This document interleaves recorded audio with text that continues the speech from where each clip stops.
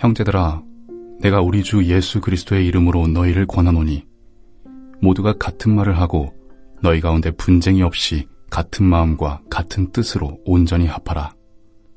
내 형제들아, 글로의 지편으로 너희에 대한 말이 내게 들리니 곧 너희 가운데 분쟁이 있다는 것이라. 내가 이것을 말하거니와 너희가 각각 이르되 나는 바울에게, 나는 아볼로에게, 나는 게바에게, 나는 그리스도에게 속한 자라 한다는 것이니 그리스도께서 어찌 나뉘었느냐? 바울이 너희를 위하여 십자가에 못 박혔으며 바울의 이름으로 너희가 세례를 받았느냐?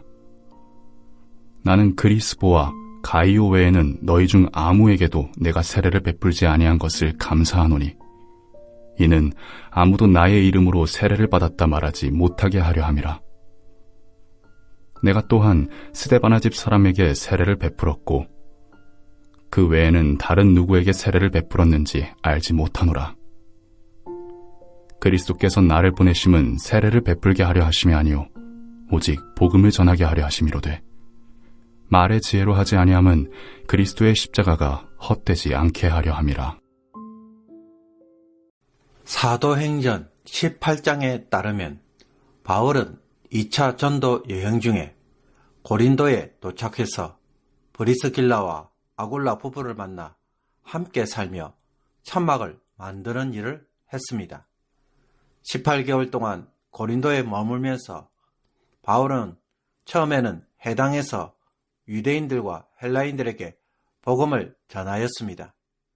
그러나 유대인들이 강하게 대적하고 비방함으로 이방인들에게로 방향을 돌려 복음을 전합니다.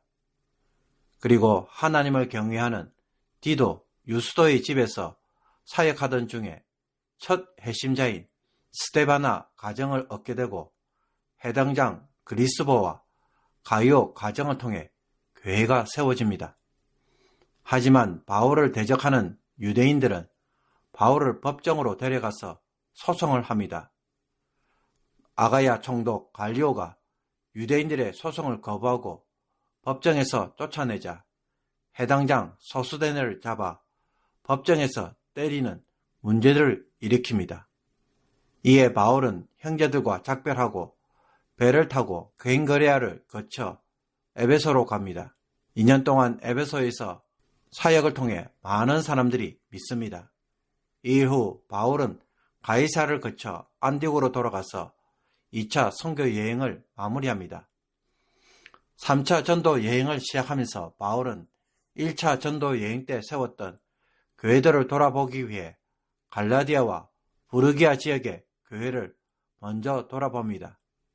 그런 후 다시 에베소에 와서 두란노 서원을 세우고 2년 이상 사역을 합니다.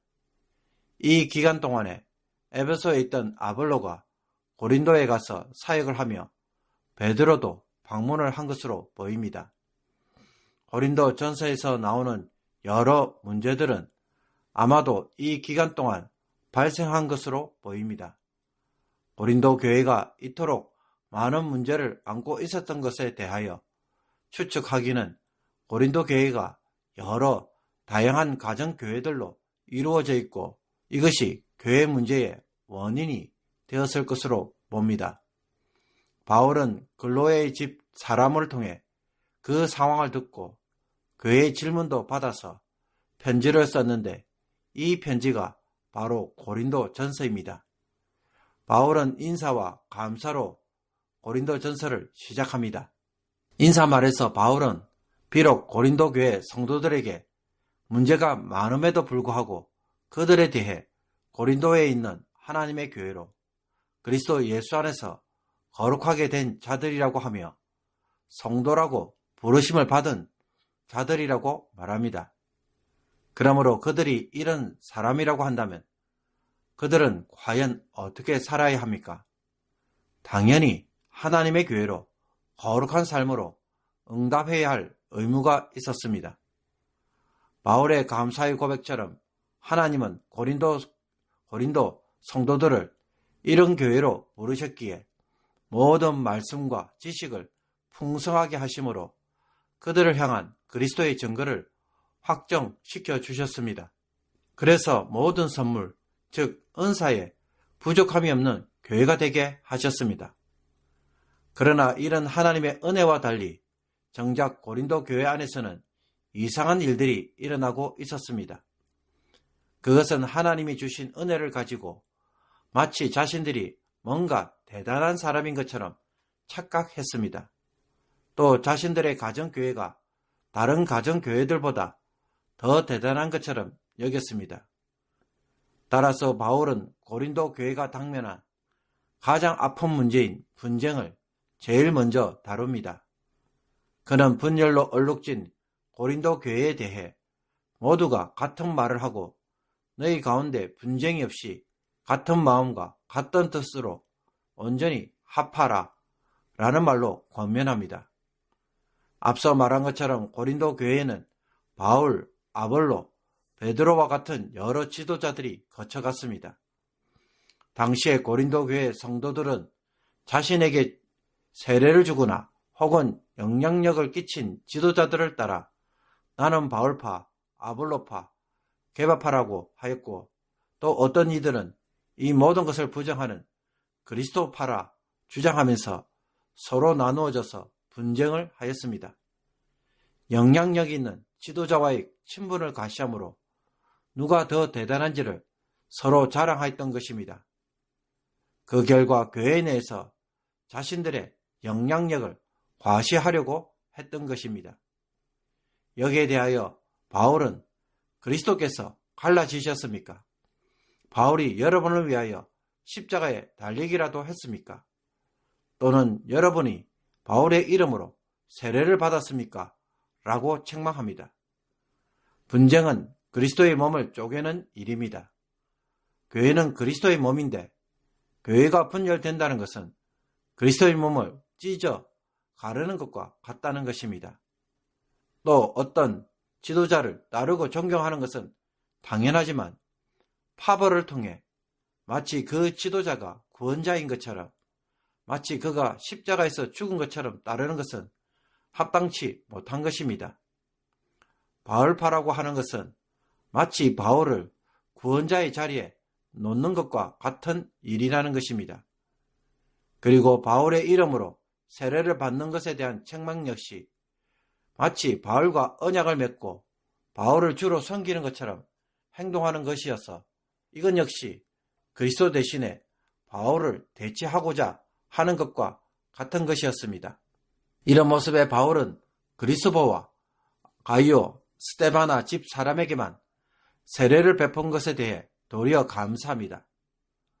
바울이 많은 사람에게 세례를 베푸는 것을 싫어하거나 혹은 세례보다 말씀을 전하는 것을 더 중요하게 여겼기 때문이 아닙니다. 세례가 인간적인 자랑을 하는데 도구가 되지 않았다는 것에 감사하는 것입니다. 성도가 따라가야 하는 이는 오직 예수 그리스도이고 구원의 근거는 오직 십자가입니다. 그럴 때 교회는 예수 그리스도 안에서 하나가 되고 하나가 될 수밖에 없는 것입니다. 교회를 향한 바울의 사명 역시 분열을 가져오도록 만드는 세례를 많이 베푸는 것에 있는 것이 아니라 오직 복음을 전함으로 사람의 지혜가 아닌 그리스도의 십자가를 드러내는 것에 있음을 명확하게 선포합니다. 그리스도께서 나를 보내심은 세례를 베풀게 하려 하심이 아니요 오직 복음을 전하게 하려 하심이로되 말의 지혜로 하지 아니함은 그리스도의 십자가가 헛되지 않게 하려 함이라. 따라서 바울은 이런 고린도 교회에 대해 10절에서 말한 바와 같이 교회는 같은 말, 같은 마음, 같은 뜻으로 온전히 합해야 한다고 말합니다. 이것은 교회의 하나됨은 선택의 문제가 아니라 본질적으로 하나가 되어야 한다는 것입니다. 서로 의견의 차이가 있음에도 불구하고 근본적으로 그리스도 안에서 하나가 되어야 하는 것입니다. 그런데 하나가 되어야 할 고린도 교회는 인간 지도자 중심으로 모여서 신앙생활함으로 분쟁과 분열을 가져왔습니다. 바울은 이 문제를 복음의 왜곡으로 다루고 있습니다. 마치 인간 지도자가 십자가에서 죽고 세례를 주는 것처럼 고린도 성도들은 신앙생활을 하고 있다는 것입니다. 세례는 그리스도께 속한 것을 보여주는데 그들은 세례를 통해 인간 지도자에게 속한 증거로 삼는 것은 심각한 복음 훼손인 것입니다. 그러면서 마치 자신들만이 제대로 된 진짜 그리스도인 것처럼 간주합니다. 이런 영적 우울감에 다른 성도들을 멸시하고 배제하다 보니 그리스도의 몸이 쪼개지는 일들이 일어나는 것입니다. 바울은 세례를 적게 베푼 것을 도리어 감사해야 합니다. 세례를 통해 자기 추종자들을 많이 만들지 않은 것에 대해 크게 다행으로 여긴 것입니다. 바울이 복음을 전하는 것은 자기 사람을 많이 만들려고 하는 것이 아니라 그리스도의 십자가가 드러나도록 하기 위함입니다. 그런데도 고린도 교회 성도들은 그리스도의 십자가가 말하는 것에는 제대로 주목하지 않고 인간적 매력에 사로잡혀서 여기에 자부심을 가지고 자랑하며 이것으로 신앙생활하고 있는 것입니다. 세상의 지혜를 자랑하는 것입니다. 그러므로 고린도 교회는 다시 복음으로 돌아가야만 했습니다. 바울이 전하는 복음이 무엇을 말하는지를 듣고 그 복음이 말하는 지혜, 즉 십자가가 말하는 지혜를 다시 귀 기울여야만 했습니다. 성도 여러분, 고린도 교회에서 보듯 교회 안에서의 분열과 갈등은 어디에서 오는 것일까요?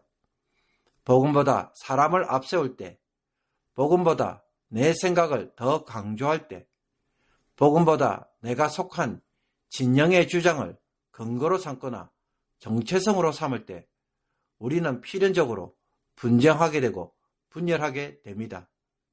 이것은 십자가가 말하는 것을 전혀 모르고 복음을 부정하는 행동입니다. 아무리 좋은 주장이라고 해도 그것이 그리스도의 몸에 분열을 가져온다면 과연 그것이 복음이 요구하는 삶, 십자가가 말하는 삶이라고 할 수 있을까요? 바울이 전하는 복음은 나를 내세우는 것이 아니라 자기를 먼저 부정하는 자리에 서도록 합니다.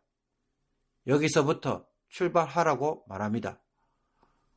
나의 말과 행동이 그리스도의 몸을 쪼개는 일을 하고 있는 것은 없는지 오늘 되돌아보고 교회를 세우기 위한 지혜를 얻는 일에 먼저 기도하고 그것에 순종하는 성도가 되기를 주님의 이름으로 축복합니다. 기도 드리겠습니다. 주님, 우리의 신앙의 자리를 주님이 아닌 사람과 사람 속에서 남들과의 비교와 자랑 속에서 찾는 것에 속히 버리게 하옵소서.